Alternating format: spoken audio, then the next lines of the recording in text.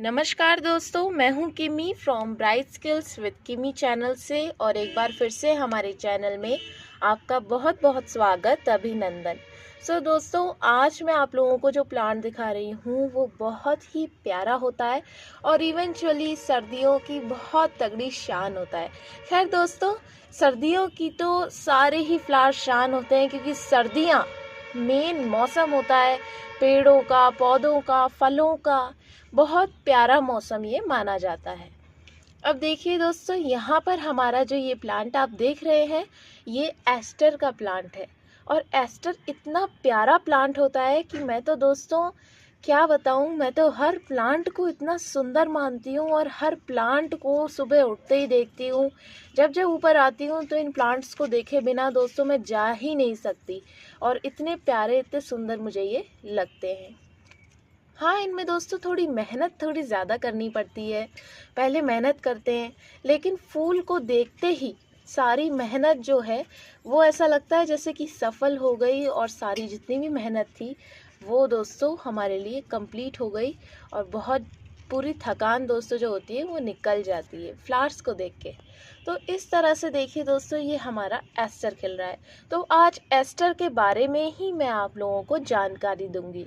तो एस्टर बहुत प्यारा प्लांट होता है। सबसे पहले दोस्तों आप इसके फ्लावर्स देखिए, कितने प्यारे हैं, घने हैं। और अगर आप इसे लगाएंगे तो कितने सुंदर ये प्लांट, ये कितना सुंदर फ्लावर्स इसके लगते हैं। बाकी दोस्तों ये वाला देखिए, ये भी पिंक कलर का बहुत प्यारा फ्लावर इसमें आ रहा है। और ये देखिए कितना सुंदर लग रहा है और कितनी कलियां इसके अंदर आ रही हैं। ये देखिए दोस्तों, कितनी सारी कलियां इसके अंदर हैं। ये कली भी है, इधर भी है, इधर भी है, तो बहुत सारी इसमें कलियां आ रही हैं। और चार तो मुझे दिख ही रही हैं और अंदर की साइड से भी मैंने इस प्लांट में जब ऐसे करके देखा था तो दो थे। खैर इस वक्त मैं नहीं देखूंगी वरना इसकी पेटल्स गिर जाएंगी। तो दोस्तों ये देखिए, ये तक सबसे पहले इसकी जानकारी मैं आप लोगों को देना चाहूँगी। तो इसकी पहली जानकारी दोस्तों, मैं धूप से शुरुआत करना चाहूँगी कि इसे धूप कितनी चाहिए होती है।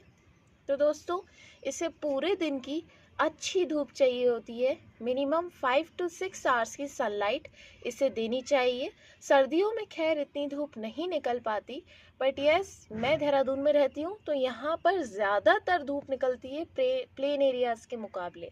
तो यूके और उत्तराखंड जैसे पहाड़ी इलाके, नैनीताल, इन सब पे थोड़ी सी धूप दोस्तों, पहाड़ी धूप तो कम से कम निकल ही जाती है।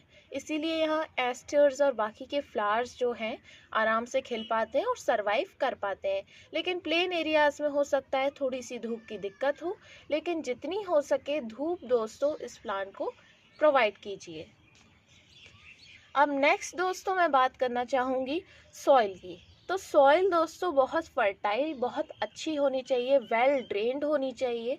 तो वेल ड्रेन्ड सॉइल से दोस्तों मेरा मतलब ये है कि आप उसमें कोकोपीट और दोस्तों उसमें रेता यानी सैंड की मात्रा ज़्यादा रखें।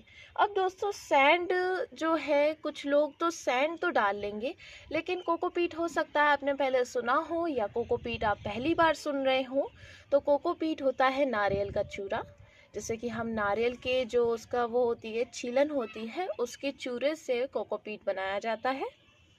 लेकिन दोस्तों अगर आपने कोकोपीट पहले इस्तेमाल नहीं किया है तो मैं रेकमेंड करूँगी कि कोकोपीट आप इस्तेमाल ना करें, क्योंकि कोकोपीट का मेन काम ये होता है कि वाटर को वो होल्ड रखता है। और अगर आपको वाटर होल्डिंग के बारे में इतना मालूम नहीं होगा और आप बिगिनियर हैं तो ज़्यादा पानी होने की वजह से और मिट्टी सॉगी हो जाने की वजह से आपका प्लांट जो है वो डाई हो जाएगा। तो अगर आप बिगिनियर हैं तो बिल्कुल भी कोकोपीट इस्तेमाल ना करें, आप रेता इस्तेमाल कर लीजिए। रेता वेल ड्रेन मिट्टी को अच्छा खासा बना ही देता है। और वैसे भी दोस्तों पहाड़ी मिट्टी थोड़ी सी जमने में माहिर होती है। मैं एक बात बताना चाहूँगी, बहुत जमती है सही में। और इसमें चाहे जितना ही रेता मिला लो, मुझे तो हर दूसरे तीसरे दिन गुड़ाई करनी पड़ती है। अब देखिए, मैंने कोई नहीं कह सकता कि मैंने 3 दिन पहले गुड़ाई की थी। ये देखिए, अब ये 3 दिन बाद इस तरह से मिट्टी यहाँ पर जम जाती है। लेकिन अगर आप प्लेन एरियाज़ में रहते हैं तो आपकी मिट्टी नहीं जमेगी और आप हर हफ्ते गुड़ाई कर सकते हैं।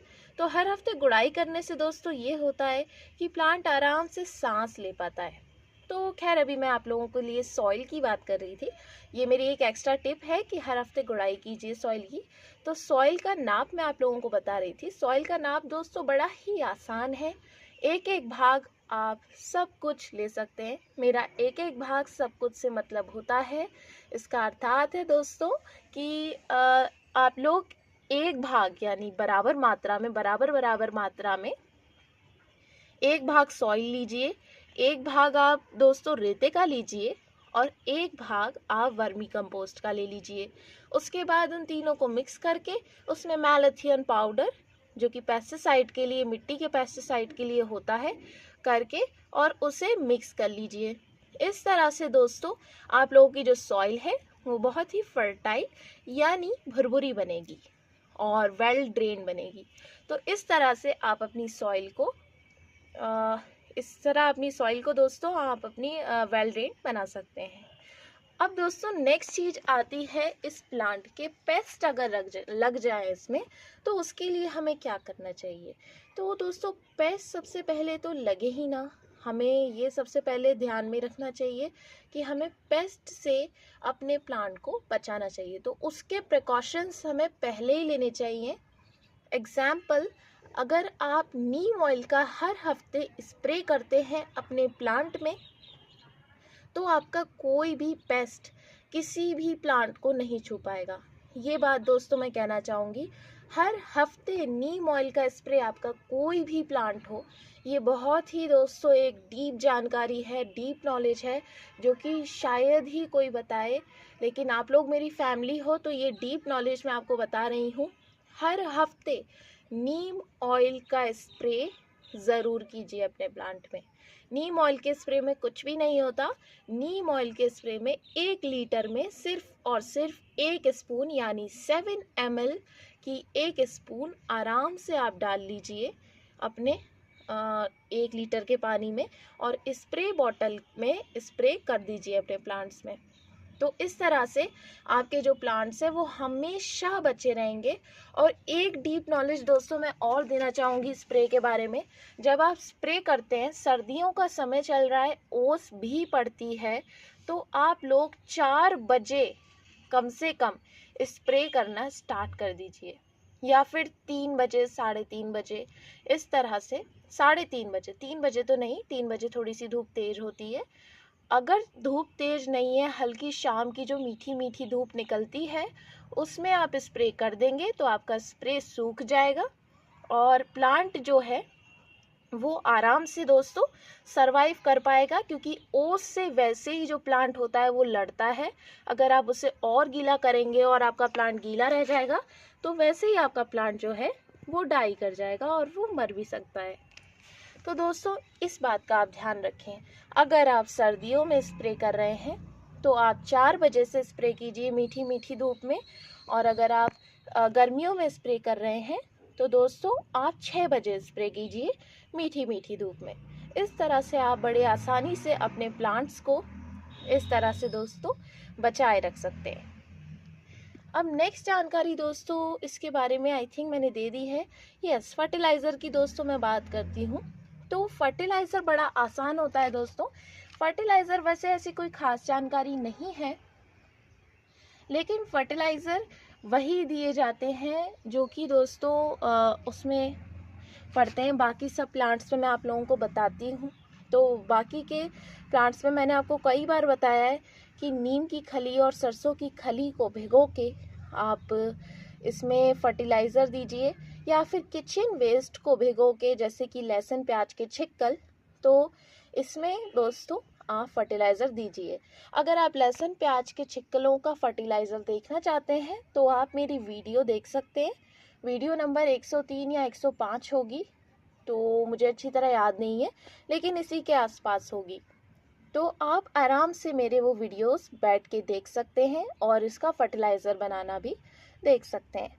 तो इस तरह आपको अपने प्लांट को फर्टिलाइज़र देना चाहिए, और फर्टिलाइज़र देने के कम से कम 2 दिन बाद ही आपको नीम ऑयल का स्प्रे करना चाहिए, क्योंकि इसमें फंगस या फिर किसी और पेस्ट का खतरा भी हो सकता है, क्योंकि सर्दियों में इतनी जल्दी कोई चीज़ नहीं सूखती, इसीलिए फर्टिलाइज़र भी नहीं सूख पाएगा। तो स्प्रे बहुत ज़रूरी है। और जब जब फर्टिलाइज़र डालें तो उसमें फंगस पाउडर ज़रूर डालें। फंगस पाउडर की बिल्कुल भी कमी ना करें दोस्तों, और ना ही भूलें।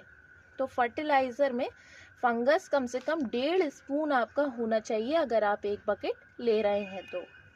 वैसे वो अंदाजन पड़ जाता है, लेकिन 1 से 1.5 चम्मच या 2 चम्मच फंगस पाउडर तो आप डाल ही लीजिए 20 लीटर की बकेट में। तो इस तरह से आप अपने प्लांट की केयर कर सकते हैं। अब दोस्तों मैं इसके कलर्स बता देती हूँ आपको कि एस्टर प्लांट में कौन कौन से कलर्स होते हैं। एस्टर प्लांट में दोस्तों एक तो आप ये सामने देख रहे हैं पिंक कलर, फिर उसके बाद उसमें पर्पल कलर, वाइट कलर, या फिर दोस्तों पिंक कलर में थोड़ा सा डार्क शेड। पर्पल के मतलब तरह तरह के शेड्स होते हैं, तो पर्पल, पिंक, इन टाइप के शेड होते हैं। वाइट कलर दोस्तों हर प्लांट में मिल जाता है। तो इस तरह से इसमें कलर्स होते हैं। तो दोस्तों आई थिंक मैंने आपको आज इस प्लांट की सारी जानकारियाँ दे दी। तो आई होप आपको आज का वीडियो पसंद आया होगा। अगर पसंद आया तो दोस्तों लाइक ज़रूर कीजिएगा। लाइक किए बिना दोस्तों मत जाइएगा, मेरा मोटिवेशन बढ़ता है, क्योंकि पहले मैं प्लांट में मेहनत करती हूँ उसे उगाने में, फिर आपको जानकारी देती हूँ, वीडियो बनाती हूँ, एडिट करती हूँ, तो दोस्तों बहुत मेहनत लगती है। तो इस मोटिवेशन को बरकरार रखने के लिए एक लाइक दोस्तों बिल्कुल मुफ्त होती है, एक लाइक ज़रूर करके जाइएगा। तो और दोस्तों कमेंट भी कीजिए अगर आपका कोई क्वेश्चन है, या अगर आपको वीडियो पसंद आया हो तो मुझे कमेंट बॉक्स में ज़रूर बताएं। और साथ ही दोस्तों अगर अभी तक आपने मुझे सब्सक्राइब नहीं किया है तो सब्सक्राइब भी कर लें, जिससे कि मेरे वीडियोज़, आने वाले वीडियोज़ आपको आराम से मिलते रहें। और चलिए दोस्तों बाय बाय। अब मेरा गला भी बोल बोल के थक गया, तो थैंक यू दोस्तों, बाय।